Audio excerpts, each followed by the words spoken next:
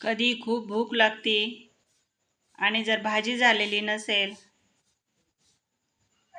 तर एक छोटी वाटी डाळीचं पीठ घेऊन पाणी घालून मिक्स करून घेतलं.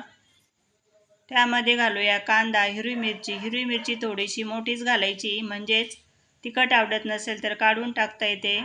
कोथिंबीर, जिरे पावडर, हळद आणि चवीप्रमाणे मीठ घालून मिक्स करून तेल लावलेल्या तव्यावरती सर्व मिश्रण काढून घ्यायचं. एकसारखं पसरून घेऊन 1 मिनटं झाकून ठेवलं.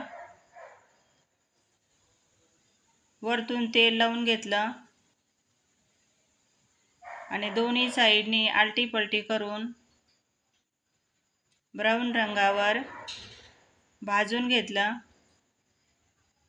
तर ऐनवेळी बनवलेला हा बेत कसा वाटला? व्हिडिओ पाहत असाल तर एक छोटीशी रिक्वेस्ट आहे, चॅनलला जर सबस्क्राईब केले नसेल तर प्लीज चॅनलला सबस्क्राईब करा आणि व्हिडिओला एक लाईक करा. धन्यवाद.